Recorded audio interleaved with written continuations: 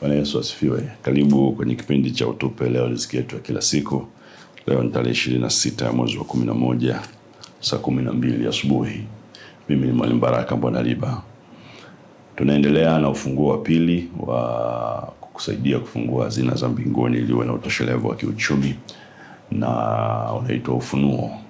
Jana nilianza kukupa mifano ya uhusiano uliopo kati ya ufunguo wa ufunuo na utoshelevu wa kiuchumi, na nilikupa mfano wa Ibrahim na taifa la Israeli kwa upande mmoja, na Farao na taifa la Misri kwa upande mwingine, kutokana na utabiri ufunuo ambao Mungu alimpa Ibrahim. Mwanzo 15 mstari wa 13-14 unaona Israeli wakitoka na mali mengi, kutoka 12:29 mpaka 42 wakitoka na mali nyingi sana Misri, na Mungu anasema aliwahukumu akawapa Waisraeli kupendelewa hata wakawateka nyara wa Misri, kiasi ambacho walitoa sadaka, sura ya 36 mstari wa 1 hadi wa 7, na wakazuiwa wasilete tena sadaka. Kwa nini?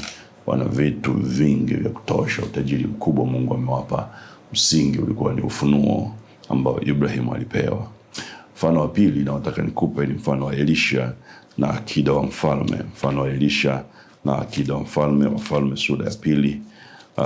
Elisha na akida wa mfalme. Utagundua kisoma sura ya 6, Elisha alikuwa ametumiwa akida wa kuja kumuua. Na kwa nini? Kwa sababu alikuwa anatoa siri za mfalme na Washuru, na unajua ikafika muda hali ya uchumi ile nchi ikawa ni mbaya, mpaka watu wanakula nyama za watoto wao, na mfalme akawa ameapa ya kwamba kikimbakia kichwa Elisha basi Mungu ajua. Kwa hiyo baadaye akawa ameagiza vikundi vya kwenda kumuua Elisha kutumia akida. Na unajua akida kikawaida anakuwa na askari 50 chini yake. Kisoma Biblia ni Wafalme wa Pili ile sura ya 1 utaona jambo hilo. Huyo akida alivyotumwa, Elisha alifunuliwa ya kwamba akida anakuja na anakuja kumuua, kwa sababu unaona Biblia ikisema huyo mtu anakuja kwa sababu ninasikia sauti ya Bwana wake kwa nyuma ya miguu yake. Akamwambia mtumishi wake na watu waliokuwa nao kule mafichoni, mahali alipokuwa anaishi, wazuie wale watu kwa sababu wanakuja kumuua. Na Biblia inatuonyesha kwamba hawakumzuia. Ukisoma sura ya 6 mstari wa 32 anasema, lakini Elisha alikuwa akikaa nyumbani mwake na wazee wakikaa pamoja naye, na mfalme akatuma mtu wa mbele yake, lakini hata kabla ya kufika kwake yule mtumwa akawaambia wazee, je, mwaona jinsi huyu mwana wa muuaji alivyotuma aniondolee kichwa changu? Angalieni, huyu aliyetumwa akifika, fungeni mlango mkamzuia mlangoni. Je, sauti ya miguu ya bwana wake haiko nyuma yake? Ameona ya kwamba anakuja kuuawa kwa maono, kwa ufunuo. Hata alipokuwa katika kusema nao, tazama yule aliyetumwa akamshukia. Kwa hiyo alifika, hawakuweza kumzuia. Angalia jambo Elisha anasema, naye akasema, angalia mabaya haya yatoka kwa Bwana. Kwa nini kumgoja Bwana tena? Kwa hiyo unaona kipewa ufunuo sura ya 7 mstari wa 1 na ule wa 2, unaona Elisha akasema, alisikia neno la Bwana. Bwana asema hivi, kesho panapo saa hii kipimo cha unga mzuri kitauzwa kwa shekeli, na vipimo 2 vya shayiri kwa shekeli langoni pa Samaria. Basi yule akida ambaye mfalme alikuwa akimtegemea mkono wake akamjibu yule mtu wa Mungu akasema, tazama, kama Bwana angefanya madirisha mbinguni, je, jambo hili lingewezekana? Akamwambia, angalia, wewe utaliona kwa macho yako, lakini utakula. Maana yake kuna namna Elisha aliliona rohoni, sio kwa macho, kwa rohoni, na akaona itakuwa. Na huyu mtumishi hakuamini, na akaambiwa, wewe sasa kwa sababu huamini kutoka rohoni, utaona kwa macho. Soma mstari wa 16 mpaka mstari wa 20. Biblia inasema, basi watu wakatoka wakaziteka nyara hema za Washami. Ikawa kipimo cha unga mzuri kikauzwa kwa shekeli, na vipimo 2 vya shayiri kwa shekeli, sawa sawa na neno la Bwana.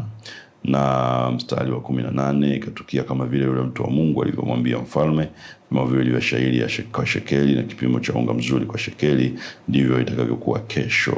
Kwa hiyo ufunuo kesho panapo saa hii, ufunuo katika lango la Samaria. Biblia inasema yule akida akamjibu mtu wa Mungu akasema, hata Mungu angefungua madirisha ya mbinguni, je, jambo hili lingetokea? Na akaambiwa, utaona lakini utakula.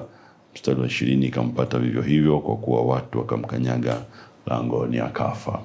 Nini kilibadilisha hali ya uchumi wa nchi ndani ya masaa machache?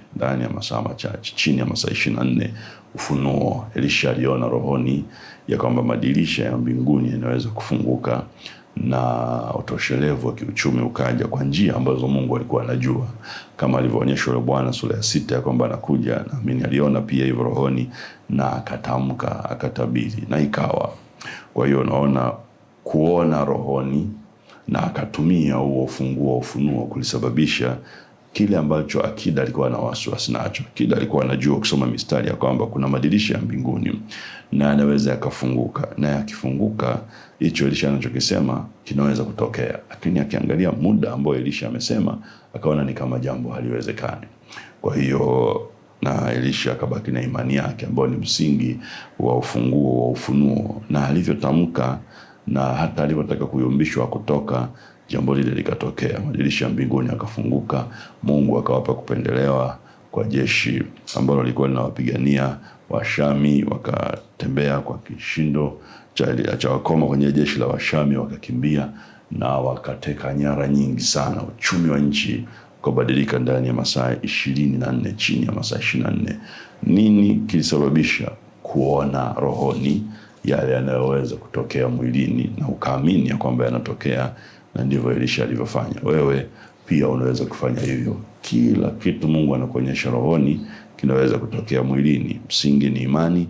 Endelea kuamini, endelea kuombea huko rohoni, baadaye tamka mwilini kama Elisha alivyofanya, na nakwambia hakuna jambo ambalo litakuzuia kuwa na utoshelevu. Madirisha ya mbinguni yanaweza kufunguka kwa ajili yako pia, na hazina za mbinguni zikakufikiria sawasawa na ahadi za Bwana na neno la Mungu. Mungu akubariki sana, uwe na siku njema. Karibu kesho kwa mfano wa 3 wa uhusiano uliopo kati ya ufunuo na utoshelevu wa kiuchumi. Amen.